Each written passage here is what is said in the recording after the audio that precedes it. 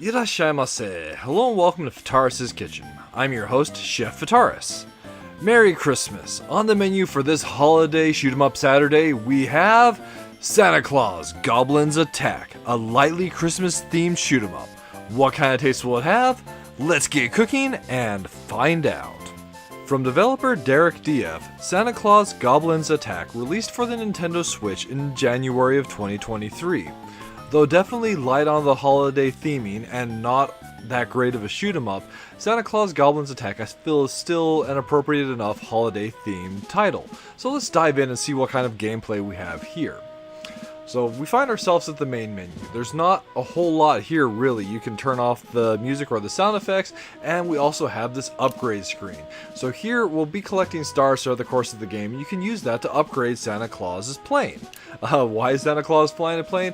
Well, we'll start the game and you can kind of see for yourself. We do have this little checkpoint system here, and normally you would start on stage 1, but you can spend stars after you've collected them and unlocked additional stages to start on stages further up the gameplay. Initially, we start off with this story scene that kind of sets up the story itself. So Santa's basically getting ready for his big day, Christmas. But trouble lies in the woods.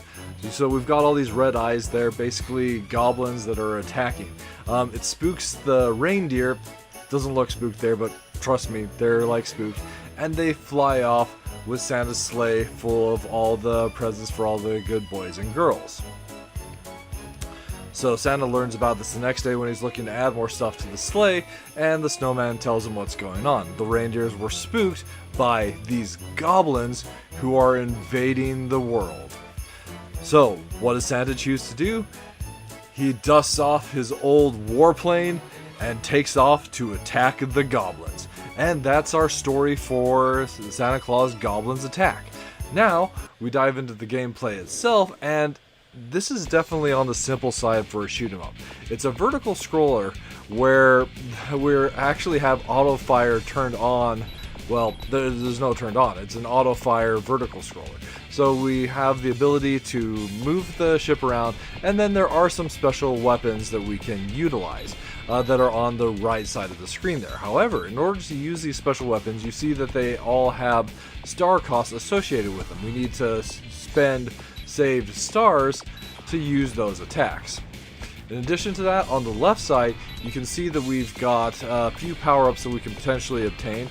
There's a 2x for stars, so that would increase our rate of collecting stars that we get from defeating enemies. There's a magnet, which will suck in stars from a larger radius around Santa's fighter. And then there's also an energy shield that will surround the fighter, protecting us from enemy attacks. And that's the basis of the gameplay. So you start off with Santa's fighter looking like this and only having this weak shot. However, if you're able to fully upgrade your ship, it looks a little bit more like this.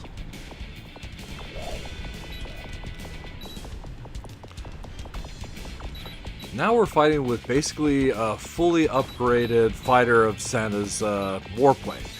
So as you can see here, we're shooting out a lot more firepower, and the plane itself is significantly more armored. If you look up in the top left, our HP values are basically double what they were before, and we have some additional shielding.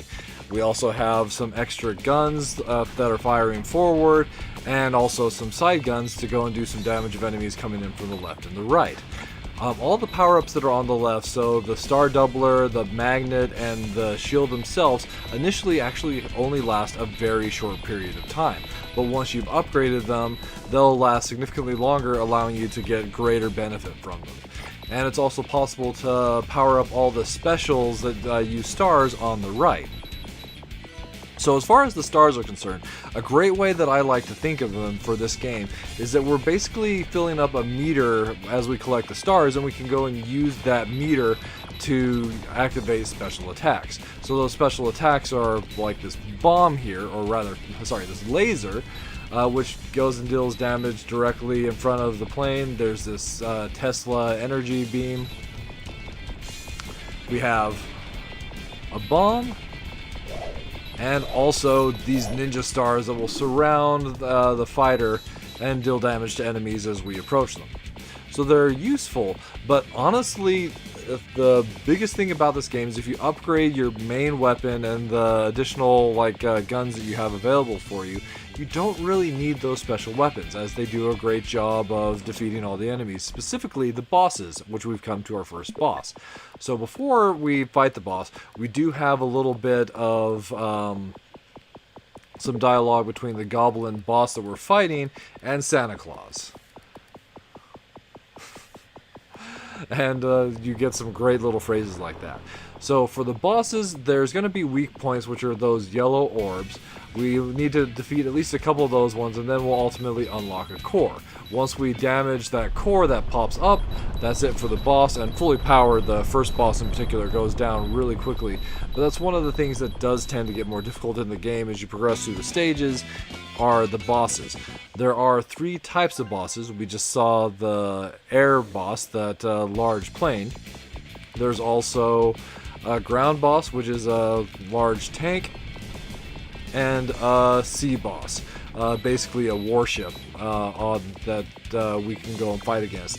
And you're going to see that same variant, just with increasing difficulty the more stages you play through the game. There are quite a few stages here, but one problem that exists with the game is once you power up the ship, for the most part, the stages become very trivial. There's not much that's really going to be a problem, save for enemies that will come from the sides of the screen, or towards the bottom, really, and kind of like more of a sneak attack. And also, there'll be some stages where they're going and throwing fireballs and rockets from the front, and if those hit you, they'll do some pretty heavy damage, even if you have the armor and full life. So just keep that in mind. It's not so much like the enemy shots that are going to go and be a problem. Maybe a little bit of the bosses, but more like those kind of problems where you're having enemies that are actually hitting the ship, or other kinds of fast-moving, high damage kind of projectiles. But really, once you've fully leveled up the ship, things do become fairly trivial. Another thing to note, even though this is Santa Claus Goblins Attack, there are the goblins in there. We do see a couple throughout the course of a normal stage, and then there are the goblin bosses at the end of the stages. But as far as the Christmas theming is concerned here, there's not really much at all.